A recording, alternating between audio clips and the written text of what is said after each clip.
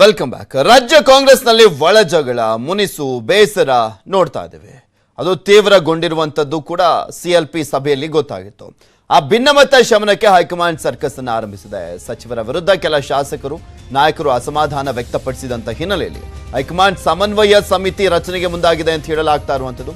ಪಕ್ಷ ಹಾಗೂ ಸರ್ಕಾರದ ನಡುವೆ ಸಮನ್ವಯವನ್ನ ಸಾಧಿಸಲಿಕ್ಕೆ ಸಮಿತಿ ರಚನೆಗೆ ಮುಂದಾಗಿದ್ದು, ಏನೇ ಸಮಸ್ಯೆ ಇದ್ರೂ ಕೂಡ ಸಮನ್ವಯ ಸಮಿತಿ ಸಭೆಯಲ್ಲಿ ಇತ್ಯರ್ಥವಾಗಲಿದೆ ಅಂತ ಹೇಳಲಾಗ್ತಾ ಇದೆ. ಆಗಸ್ಟ್ 2ರಂದು ಅಸಮಾಧಾನಿತರ ಸಭೆ ಬಳಿಕ ಸಮನ್ವಯ ಸಮಿತಿ ರಚನೆ ಮಾಡುವಂತ ಸಾಧ್ಯತೆ ಇದೆ. ಇನ್ನು ಸಿಎಂ, ಡಿಸಿಎಂ ಸೇರಿದಂತೆ 37 ನಾಯಕರಿಗೆ ಹೈಕಮಾಂಡ್ ಬುಲಾವಣೆ ಕೊಟ್ಟಿರುವಂತದ್ದು. ಸಚಿವರು, ಹಿರಿಯ ಶಾಸಕರು, ಪರಿಷತ್ ಸದಸ್ಯರು, ರಾಜ್ಯಸಭೆ ಸದಸ್ಯರು ಈ ಲಿಸ್ಟ್ನಲ್ಲಿ ಇದ್ದಾರೆ.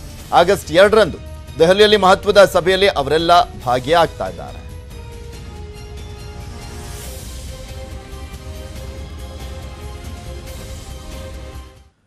ಬೆಂಗಳೂರು ಮೈಸೂರು ಎಕ್ಸ್‌ಪ್ರೆಸ್ ವೇ ವೀಕ್ಷಣೆ ಮಾಡ್ತಾ ಇದ್ದಾರೆ ಮುಖ್ಯಮಂತ್ರಿಗಳು. ಮಂಡ್ಯ ತಾಲೂಕು ಉಮ್ಮಡಹಳ್ಳಿ ಬಳಿ ಹೆದ್ದಾರಿ ವೀಕ್ಷಣೆ ಮಾಡ್ತಾ ಇದ್ದಾರೆ. ಉಮ್ಮಡಹಳ್ಳಿ ಬಳಿ ANRP ಕ್ಯಾಮೆರಾ ವೀಕ್ಷಣೆ, ವೇಗದ ಮಿತಿ ಸ್ಕ್ರೀನ್ ಮೇಲೆ ಕಾಣಿಸಲಿದೆ. ದಶಪಥ ರಸ್ತೆಯಲ್ಲಿ 2 ಕಡೆ ಕ್ಯಾಮೆರಾ ಇರುವಂಥದ್ದು.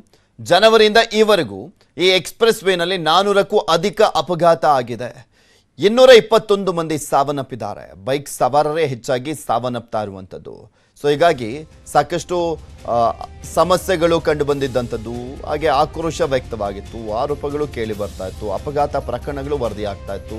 ಸೊ ಹೀಗಾಗಿ ಮುಖ್ಯಮಂತ್ರಿಗಳು ಆ ಎಕ್ಸ್‌ಪ್ರೆಸ್ ವೇನ ವೀಕ್ಷಣೆಗೆ ತೆರಳಿದ್ರು ಇವತ್ತು. ಈ ಸಂದರ್ಭದಲ್ಲಿ ಮಂಡ್ಯ ಉಸ್ತುವಾರಿ ಸಚಿವ ಚಲುವರಾಯಸ್ವಾಮಿ, ಹಾಗೆ ಮಂಡ್ಯದ ಶಾಸಕರು, ಯುವ ನಾಯಕ ರವಿಕುಮಾರ್ ಗಣಿಗ ಅವರು ಇದ್ರು, ಹಾಗೆ ನರೇಂದ್ರ ಸ್ವಾಮಿ ಮಳವಳ್ಳಿಯ ಶಾಸಕ ಇವರು ಕೂಡ ಇದ್ರು, ದರ್ಶನ್ ಪುಟ್ಟಣ್ಣಯ್ಯ ಇದ್ದಾರೆ, ಪಾಂಡವಪುರ ಶಾಸಕರು ಅಂದರೆ ಮೇಲುಕೋಟೆ ಶಾಸಕರು ಅವರು ಹಾಜರಾಗಿರುವಂಥದ್ದು. ಅವರೆಲ್ಲರೂ ಕೂಡ ಮಂಡ್ಯ ಭಾಗದ ಶಾಸಕರು ಸಾಥ್ ಕೊಟ್ಟಿದ್ರು ಮುಖ್ಯಮಂತ್ರಿಗಳಿಗೆ.